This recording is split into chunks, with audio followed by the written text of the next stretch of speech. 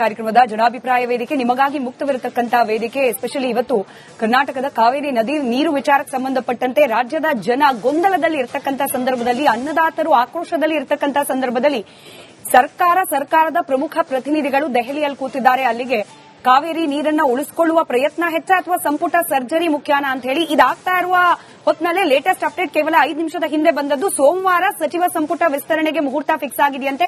ನೂತನ ಸಚಿವರು ಪ್ರಮಾಣ ವಚನ ಸ್ವೀಕಾರ ಮಾಡ್ತಾರಂತೆ. ಅಲ್ಲಿಗೆ ಖಾಲಿ ಕೈಯಲ್ಲಂತೂ ಬರ್ತಿಲ್ಲ, ಆದ್ರೆ 4 ದಿನ ಸಮಯ ಅಲ್ಲಿ ಸ್ಪೆಂಡ್ ಮಾಡಿದ್ರಲ್ಲ, ಅದರಲ್ಲೂ ಕಾವೇರಿ ನದಿ ನೀರು ವಿಚಾರಕ್ಕೆ ಸಂಬಂಧಪಟ್ಟಂತೆ ಇಂಥ ಮಹತ್ವದ ಬೆಳವಣಿಗೆ ಆಗ್ತಾ ಇರೋ ಸಂದರ್ಭದಲ್ಲಿ ಈ ವಿಚಾರಕ್ಕೆ ಸಂಬಂಧಪಟ್ಟಂತೆ ನಿಮ್ಮ ಅನಿಸಿಕೆ ಅಭಿಪ್ರಾಯಗಳನ್ನು ಸ್ಕ್ರೀನ್ನ ಕೆಳಭಾಗದಲ್ಲಿ ತೋರಿಸಲಾಗ್ತಾ ಇರುವ ದೂರವಾಣಿ ಸಂಖ್ಯೆಗಳಿಗೆ ಕಾಲ್ ಮಾಡುವ ಮೂಲಕ, ವಾಟ್ಸ್ಆಪ್ ಅಥವಾ ಎಕ್ಸ್ ಖಾತೆಯ ಮೂಲಕವೂ ಕೂಡ ಹಂಚಿಕೊಳ್ಳಬಹುದು. ನಿಮ್ಮ ಪಾಲ್ಗೊಳ್ಳುವಿಕೆಯ ನಿರೀಕ್ಷೆಯೊಂದಿಗೆ ಚರ್ಚೆಯನ್ನು ಪ್ರಾರಂಭ ಮಾಡ್ತಾ ಇದ್ದೀನಿ. ಚರ್ಚೆಯಲ್ಲಿ ಕಾಂಗ್ರೆಸ್ ವಕ್ತಾರರಾದ ನಟರಾಜ್ ಗೌಡ್ರಿದ್ದಾರೆ, ಬಿಜೆಪಿ ವಕ್ತಾರರಾದ ಅಶೋಕ್ ಗೌಡ್ರಿದ್ದಾರೆ, ಜೆಡಿಎಸ್ ವಕ್ತಾರರಾದ ಮಹೇಶ್ ಅವರಿದ್ದಾರೆ, ಆಮ್ ಆದ್ಮಿ ಪಕ್ಷದ ವಕ್ತಾರರಾದ ಡಾಕ್ಟರ್ ಸತೀಶ್ ಅವರಿದ್ದಾರೆ, ಹಿರಿಯ ಪತ್ರಕರ್ತರು ರಾಜಕೀಯ ವಿಶ್ಲೇಷಕರಾದ ಬಸವರಾಜ್ ಇಟ್ನಾಳ್ ಸರ್ ಇದ್ದಾರೆ. ನಮಸ್ಕಾರ, ಎಲ್ಲರಿಗೂ ಕಾರ್ಯಕ್ರಮಕ್ಕೆ ಸ್ವಾಗತ. ನಟರಾಜ್ ಗೌಡ್ರೆ, ನಿಮಗೆ ಪ್ರಶ್ನೆ ಕೇಳೋದಕ್ಕಿಂತ ಆರ್ ಅಶೋಕ್ ಅವರು ವಿರೋಧ ಪಕ್ಷದ ನಾಯಕರು, ನೀವು ಅವರನ್ನು ಎಷ್ಟು ಗಂಭೀರವಾಗಿ ತಗೊಳ್ತೀರಿ, ತಗೊಳ್ಳೋದಿಲ್ಲ, ಅವರ ಹೇಳಿಕೆಯನ್ನು ಎಷ್ಟು ಗಂಭೀರವಾಗಿ ತಗೊಳ್ತೀರಿ ಗೊತ್ತಿಲ್ಲ. ಬಟ್ ಪ್ರಜಾಪ್ರಭುತ್ವ ವ್ಯವಸ್ಥೆಯಲ್ಲಿ ವಿರೋಧ ಪಕ್ಷದ ಹೇಳಿಕೆಗಳಿಗೆ, ಅನಿಸಿಕೆಗಳಿಗೆ ಸಮಾನವಾದ ಸ್ಥಾನಮಾನ ಇರೋದ್ರಿಂದ ಅವ್ರ ಹೇಳಿಕೆಯನ್ನೇ ಇವತ್ತಿನ ನನ್ನ ಪ್ರಶ್ನೆ ಅಂತ ಅನ್ಕೊಂಡ್ಬಿಡಿ. ಆರ್ ಅಶೋಕ್ ಅವರ ಹೇಳಿಕೆ ಇವತ್ತಿನ ಈ ಡೆವಲಪ್ಮೆಂಟ್ಸ್ಗೆ ಸಂಬಂಧಪಟ್ಟಂತೆ ಸ್ಕ್ರೀನ್ ಮೇಲೆ.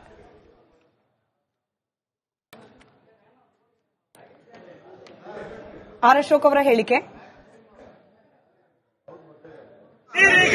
ಡಿ ಕೆ ಶಿವಕುಮಾರ್ ಅವರು ಬಂದ 2 ತಿಂಗಳಾಯ್ತನಪ್ಪ, ಹತ್ತತ್ರ ಆಯ್ತಾ? 2 ತಿಂಗಳು ಆಯ್ತು, ಹತ್ತತ್ರ 2 ತಿಂಗಳಲ್ಲಿ ಇವ್ರು ಬಂದ ಮೇಲೆ ಎಲ್ಲಾ ಡ್ಯಾಮ್ಗಳು ಖಾಲಿ, ಕರ್ನಾಟಕದಲ್ಲಿರೋ ಎಲ್ಲಾ ಡ್ಯಾಮ್ಗಳು ಖಾಲಿ, ಖಜಾನೆ ಖಾಲಿ, ಹೊಲಗಳು ಖಾಲಿ.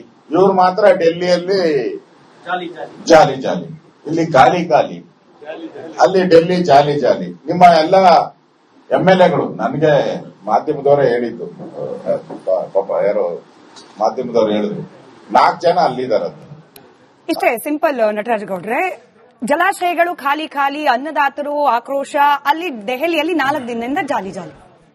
ಹೌದು, ಆ ಡೆಲ್ಲಿಲಿ 4 ದಿನ ಜಾಲಿ ಅಂತಂದ್ರಲ್ಲ. ವಿ ಸೋಮಣ್ಣ, ಶೋಭಾ ಕರಂದ್ಲಾಜೆ, ಪ್ರಹ್ಲಾದ್ ಜೋಶಿ ಎಲ್ಲ ಒಂದಿನ ಜೊತೆಲಿ ಫುಲ್ ಡೇ ಇದ್ರು, ಒಂದು ಮೀಟಿಂಗ್ ಅಲ್ಲಿ ಇದ್ರು, ಮುಖ್ಯಮಂತ್ರಿಗಳ ಜೊತೆ. ಹೊಣೆಗಾರಿಕೆ ಬೇಕು, ಜವಾಬ್ದಾರಿ ಬೇಕು. ಆರ್ ಅಶೋಕ್ ಅವ್ರನ್ನ ಎಷ್ಟು ಸೀರಿಯಸ್ ತಗೋತಾರೆ, ಜನ ಸೀರಿಯಸ್ ನಾವು ತಗೊಳ್ಳಲ್ಲ. ಅಟ್ಲೀಸ್ಟ್ ನಮ್ಮ ಆಂಕರ್ ಸ್ಮಿತಾ ಅವ್ರಿಗೆ ಇರ್ತಕ್ಕಂಥ ಪ್ರಬುದ್ಧತೆ ಕೂಡ ಅವ್ರಿಗಿಲ್ಲ. ಆಮೇಲೆ ಶಿವಶಂಕರ್ ನಿಮ್ಮ ಎಡಿಟರ್ ಮತ್ತೆ ನೀವು ತಗೊಳ್ಳೋ ವಿರೋಧ ಪಕ್ಷಕ್ಕಿಂತ ಜಾಸ್ತಿ ನೀವೇ ಕ್ವಶನ್ ಕೇಳೋದು. ನಿಮ್ಮ ರೆಸ್ಪೆಕ್ಟ್ ಪ್ರಜಾಪ್ರಭುತ್ವ ವ್ಯವಸ್ಥೆಯಲ್ಲಿ ಪತ್ರಕರ್ತರಿಗಿರುವ ಅವಕಾಶ ಅದೇನೆ, ವಿರೋಧ ಪಕ್ಷವಾಗಿ ರೋಲ್ ಪ್ಲೇ ಮಾಡೋದು. Welcome and respect for that. ಅದರೊಳಗೆ ಎರಡನೇ ಮಾತಿಲ್ಲ. ಇವತ್ತು ಹೌದು, ಮಾನ್ಯ ಮುಖ್ಯಮಂತ್ರಿಗಳು ದೆಹಲಿಗೆ ಹೋಗಿದ್ರು, ವಿವಿಧ ಸಭೆಗಳನ್ನ ಮಾಡಿದ್ರು, ಕೇಂದ್ರ ಸಚಿವರುಗಳನ್ನ ಭೇಟಿ ಮಾಡಿದ್ರು, ಕರ್ನಾಟಕಕ್ಕೆ ಸರ್ವಪಕ್ಷಗಳ ಎಲ್ಲಾ ಎಂಪಿಗಳನ್ನ ಮೀಟಿಂಗ್ ಮಾಡಿದ್ರು. ಕರ್ನಾಟಕಕ್ಕೆ ಏನೇನಾಗಬೇಕು ಅದನ್ನ ನಿರಂತರವಾಗಿ ಸಭೆಗಳ ಮುಖಾಂತರ ಮಾಡ್ತಾ ಇದ್ದಾರೆ. ಆಮೇಲೆ ಇವತ್ತು ಕಾವೇರಿ ನೀರು ಏನು ನಿಯಂತ್ರಣ ಸಮಿತಿ ಇದೆ, ಅದರ ಆದೇಶವನ್ನು ನಾವು ಒಪ್ಪಲ್ಲ, ನೀರು ಬಿಡಕ್ಕಾಗಲ್ಲ ಅಂತ ಹೇಳಿ ಏನು ಅಂಕಿಅಂಶಗಳಿದಾವೆ, ಯಾವ ರೀತಿ ಮಳೆಯ ಕೊರತೆ ಇದೆ, ನೀರಿನ ಸಂಗ್ರಹ ಇದೆ, ಒಳ ಹರಿವೆಷ್ಟಿದೆ, ಹೊರ ಹರಿವೆಷ್ಟಿದೆ, ಇದೆಲ್ಲ ಅಂಕಿಅಂಶಗಳನ್ನ ಪ್ರಾಧಿಕಾರಕ್ಕೂ ಕೂಡ ಮನವಿಯನ್ನ ಮಾಡಿಕೊಟ್ಟಿದ್ವಿ. ಆದಾಗ್ಯೂ ಕೂಡ ಪ್ರಾಧಿಕಾರ ಆಗ್ಲಿ, ನಿಯಂತ್ರಣ ಮಂಡಳಿ ಆಗ್ಲಿ ಕರ್ನಾಟಕಕ್ಕೆ ಪೂರಕವಾದ ಮಾಹಿತಿಯನ್ನು ಕೊಟ್ಟಿಲ್ಲ, ನಿರ್ದೇಶನವನ್ನು ಕೊಟ್ಟಿಲ್ಲ. ಅವ್ರೇನಂದ್ರೆ 3,500 ಕ್ಯೂಸೆಕ್ಸ್ ಬಿಡಬೇಕು ನೀವು 15 ದಿನ ಅಂತ ಒಂದು ತಾಕೀತು ಮಾಡಿದ್ದಾರೆ.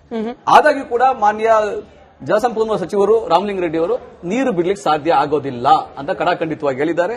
ನಾವೀಗ ಮುಂದಿನ ಏನು ನಿಲುವೇನು ನಮ್ದು, ಸಮಿತಿ ನಿಯಂತ್ರಣ ಸಮಿತಿನ ಆಗ್ಬಹುದು, ಪ್ರಾಧಿಕಾರ ಆಗ್ಬಹುದು, ಎರಡನ್ನೂ ಮೀರಿ ನಾವು ಸುಪ್ರೀಂ ಕೋರ್ಟ್ಗೆ ಹೋಗಬೇಕಾಗ್ತದೆ, ಅಥವಾ ಕೇಂದ್ರ ಸರ್ಕಾರಕ್ಕೆ ಮನವಿ ಮಾಡಬೇಕಾಗ್ತದೆ. 2 ರಾಜ್ಯಗಳಲ್ಲೂ ಮಳೆ ನೀರಿನ ಅಂಕಿಅಂಶ ನೀವು ತೆಗೆದುಕೊಳ್ಳಿ, ದತ್ತಾಂಶ ತೆಗೆದುಕೊಳ್ಳಿ. ಯಾಕಂದ್ರೆ 2012 ಇದೇ ರೀತಿಯಾಗಿ ಜಗದೀಶ್ ಶೆಟ್ಟರ್ ಅವರು, ಜಯಲಲಿತಾ ಅವರು ಇದ್ದಾಗ ಮನಮೋಹನ್ ಸಿಂಗ್ ಅವರು ಹೆಂಗೆ ಇಂಟರ್ವ್ಯೂ ಮಾಡಿ ಇಬ್ಬರಿಗೂ 177.25 TMC ಬಿಡಬೇಕಾದ ಸಮಯದಲ್ಲಿ 110 TMC ಬಿಟ್ಟಾಗ ಆದಂತಹ 2 ರಾಜ್ಯಗಳು ಬಂದ್ ಆಗಿತ್ತು. ಆ ಟೈಮಲ್ಲಿ ಅಂತ ದೊಡ್ಡ ಆಕ್ರೋಶದ ಗಲಾಟೆ ಆಗಿತ್ತು.